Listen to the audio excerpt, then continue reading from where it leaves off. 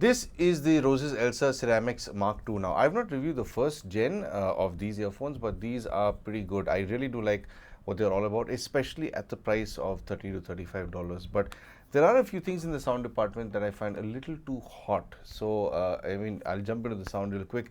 But of course, thank you to the folk at Roseselsa for making this review possible by sending me this demo unit. All thoughts and opinions are my own as always. So let's jump quickly into how this is built and the unboxing.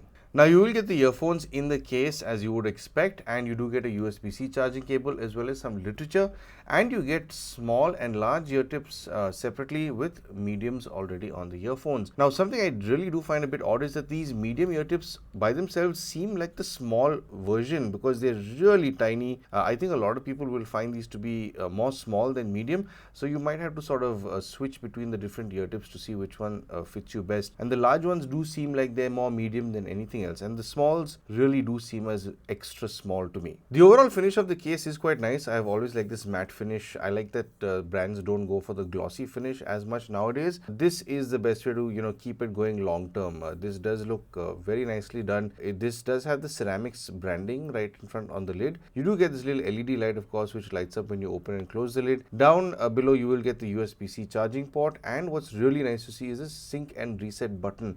Some brands are doing away with this, so it's nice to see that they've retained it. And then of course when you pop it open, you will see the earphones within the case with all sorts of branding on the side. Now these sections are the touch area, and you will see Ceramics MK2 and so on written over here, which is cool.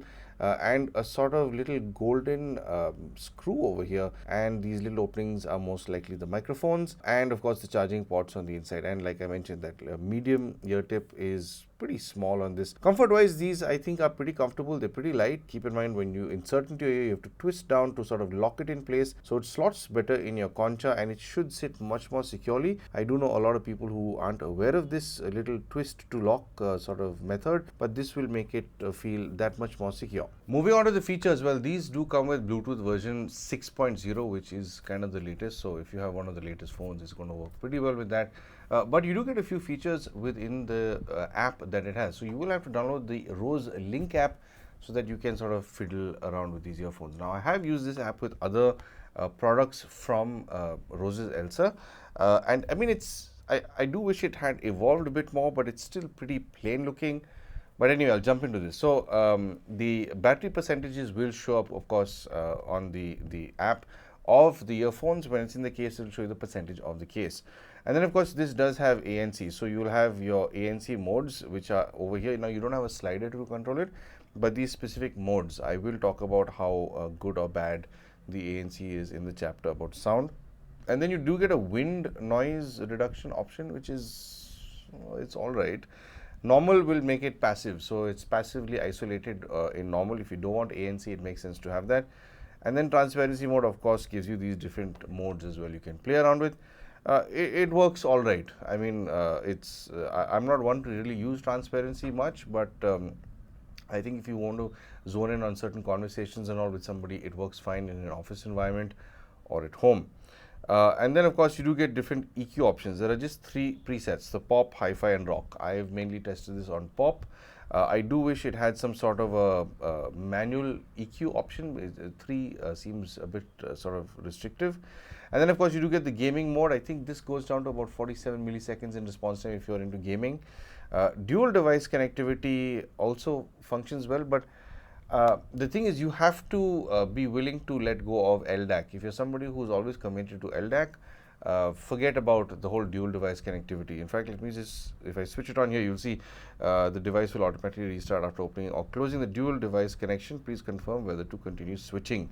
Once I hit confirm, the earphones will switch off and come on, and that LDAC option, which is here, will switch to AAC and SBC. It's just one of the trade-offs that you will have, but it's worthwhile. I mean, you figure out what you want and you can choose. Find device, this is of course a good way to find these. If they've fallen out of your ear and they're in a sofa somewhere, they'll start sort of chirping. And then touch settings, I really like that they've included the whole increase and reduce volume. You can choose what you want it to do, and you can sort of customize it the way you want. So it's nice that they've got all these options. Of course, there are some brands that still don't have volume adjust with the earphones, but it's always, I think, very relevant to have volume controls. And then of course you can play around with these different language things, and then the lab thing. This is one thing I like about these, is that you can play around with your notification sound level. Some earphones are just way too loud when it comes to notifications, but I like that these guys have given the option to play around with that, which is cool. And then of course the different touch settings you wanted to cycle through for noise cancelling over there. And then of course this is on the latest version, which I just updated fairly recently. Now for the person who wants to know how your voice will carry over to your recipient with these earphones, here's a quick demo in a very busy setting to show you how these will perform. So I'm calling you from the usual busy street I do all of my call tests from, just to give you a sense of how much noise these earphones are going to be battling. Of course, there's a whole bunch of two-wheelers, three-wheelers, four-wheelers, buses, trucks with pressure horns, and of course construction work going on behind me. So it's got a lot to deal with. So I have been on the camera microphone all this time to give you the sense of the noise around me, and I'll switch over to the Ceramics MK2 microphone right about now. So yeah, this is the overall total quality you can expect to carry on over to your recipients when you are on a phone call. No doubt, this is the busiest sort of setting you can be in. If you're in a more controlled environment like at home or at office, it's bound to be a lot more controlled and better. Now, something that I do like to do is, if a set of earphones has ANC, I like to toggle between that to see if there's a shift in the overall audio. Sometimes there is a load on the algorithm and the mic. So let's see. So I'll throw my screen recording up here for you to see. I am on the ANC mode right now, and it is on the deep noise reduction mode. And one thing I will say about the ANC, it's all right. In this kind of setting, I have heard earphones that are superior when it comes to reducing all this noise of engines and tire noise on the road. This is, I think, a better performer in a enclosed space. So your fan motors, AC motors, all that sort of stuff will be knocked out significantly better than this. So this is all right. I mean, the ANC is good enough to let you know what's around you. So if anyone walks and want to be aware of what's around you, I think this is all right. If you want to totally cancel out the world while you're on the move, this is not going to be that. Anyway, I've been on the ANC mode right now, so I'll see if it shifts over noise cancellation. And you check to see if there's been a tonal shift in my voice. I'll move on to normal. A passive mode, so I can hear more stuff coming in. I can hear my voice also coming in a bit more, and of course transparency has come in. And transparency mode, of course, also lets me shift between these three modes. So I'll shift onto ANC. Our sitting in the reviewer seat, it's I think you'll be able to tell if there has been a shift in the overall total quality, if there was a load on the mics and the AI algorithm that's trying to isolate all the noise behind me. So let me know in the comments below if there has been a shift and what you think about the overall total quality of this one's microphone. And I do hope that this demo has given you a better understanding for these earphones. And of course, I'll see you in the chapter about sound. These come with 10mm dynamic drivers, have a frequency response of 20 Hz all the way up to 20,000 Hz, and support the AAC, SPC, and LDAC codec. So, of course, if you do want high-res audio and your phone can broadcast that codec, I mean, you're good to go. I mean, if you've got Apple Music or whatever other sort of subscription platforms for high-res, I mean, if you got stored FLAC on your device, great. But I'd still say LDAC more so consumes more battery than gives you that much more of a higher resolution to really enjoy these earphones. I'd still prefer higher resolution audio through something that's wired and listen in a quiet environment rather than listen to LDAC when you're traveling, because a lot of data is lost because of noises coming in. But then again, it's up to you. It's nice that they've got the option, of course. And then moving on to the volume. Well, volume-wise, I've usually been at around maybe 35 to 40% with these, maybe 50 for a little more fun. I've not found the need to go beyond 50% with these really, because they do have a good amount of kick, a good amount of oomph at that volume. But then again, yeah, I wouldn't recommend listening to this at very high volumes over prolonged periods of time if you intend on preserving your hearing, of course. And then moving on to soundstage with these. Well, it seems very normal for a set of earphones that sit in this price range. Don't expect anything to sit far out and higher up and lower down and have massive width or depth. it doesn't do that. I'd say it's got decent enough left and right separation, good centered phantom channel. Imaging is also, well, imaging is a good performer. Considering some of the other earphones I've heard in this price range, I'd say that this is definitely a very clean performer in the imaging department. It's not overly sharpened to the extent where it starts causing fatigue, but at the same time, it's well defined enough to be able to pull out certain nuances in a lot of your audio.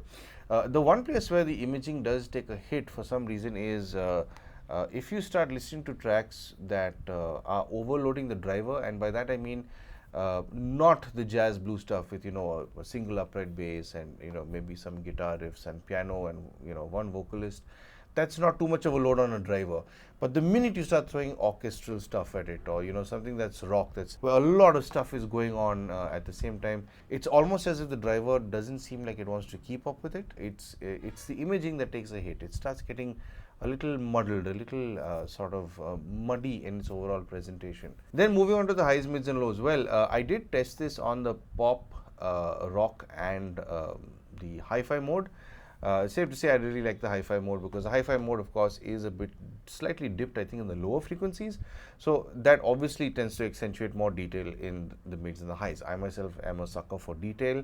I do like listening to every single element in the music, just to enjoy it that much more. But I think pop and rock are also fun. I think rock might have the most kick in the bass. I think the pop isn't as much. But all of these do have certain sort of slightly different tunings, even in the upper mids and high frequencies. Now, the one thing I found particularly consistent with this was there is something in the high frequencies that can seem like it's a little too forward, it's a little too aggressive and in your face. I think this may lead to some people, if you're high frequency sensitive, it can lead to a sense of fatigue after maybe 45 minutes of listening. There is one particular sort of frequency that can sort of cut through in the percussive range of natural instruments at least, and even if you talk about EDM, there's something up there. And then somehow in the upper mids, without fail, a lot of tracks that I'm used to listening to, all of these came crazy close to being sibilant. They are. It's not that they're on the cusp. They've literally taken a half a step over that cusp. So they are. I'd say this has crossed the threshold of being sibilant. A lot of this music I was listening to initially, a lot of orchestral and jazz blues. A lot of this stuff sounds fine, because if you hear an instrument being strummed or plucked or whatever it is, the attack is there, and you don't get too much of that frequency. But when it's vocals, the plosives, when somebody's accentuating P's, T's and S's, or anything, anything that has a lot of energy and it's sustained, sibilance does come through very, very evidently in that specific range. So if you are a person who's not too keen or doesn't like that, I'd say keep that in mind. If you're somebody who wants a little more accentuation in that range, this will work for you. And then the mid-mids to the lower mids are slightly dropped off. Maybe more than slightly. Some vocals don't sound as full and as healthy as I'd like, but I'm being really very sort of critical over here. It's something that I think a lot of earphones in this price range tend to have anyway, because they want to accentuate the lower frequencies, which this very certainly does. So the lower frequencies, well, this is an area where I did find there to be a lot more energy with different presets, more so with the rock. The hi-fi is a little more sort of better postured. It's got a slightly tighter response when it's on a hi-fi. But I think the rock is something that, I should say the rock preset is something that a lot of people are going to prefer to use for that fun listen, which this certainly does. I have thrown some heavier tracks at these with rock music or electronic dance music. Or just anything with a terrific extension. This handles the lower frequencies very well. It does have pretty good extension, no doubt, in the, I'd say, upper lows to even the sub lows to a certain extent. A 10 diaphragm is very capable of doing this very easily, and they've done that pretty effortlessly, I'd say. But then again, this somehow does still sound like a set of earphones at this price range. So to sum up, this is a neat little compact set of earphones. It's pretty easy to put in your palm or your pocket or your bag and walk around.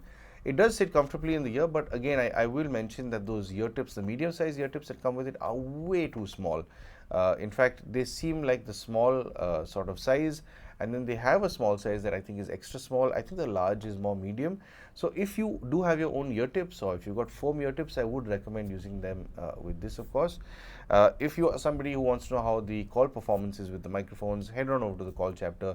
I do have a call demo over there, so you can get an idea of how your voice will carry over in a very busy environment. When it comes to its sound, I like how it sounds. I mean, for a set of earphones at this price range, having this kind of detail and clarity and resolution is quite impressive, no doubt.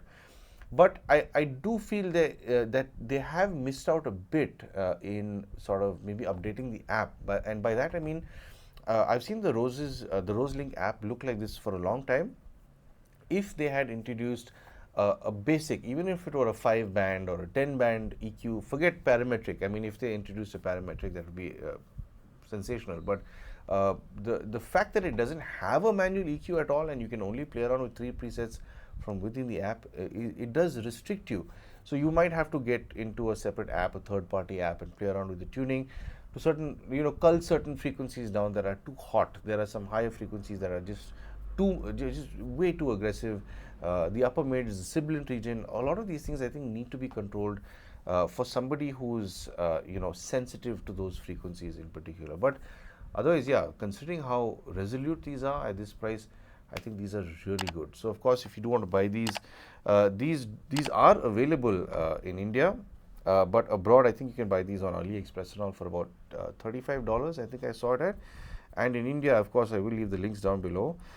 It does have an MRP of about 4,479, but it does go for about 2,890. Now, at the time of recording this, it appears to have sold out in the country, but keep an eye on the link below. If it's available, you can pick it up whenever it is available, that is. So anyway, that's my review on the Ceramics Mark II, and I hope that this video has given you a better understanding for these earphones. And of course, if you would like to support the channel, I'm sure you know exactly how to. But of course, thank you for tuning in for some sound advice.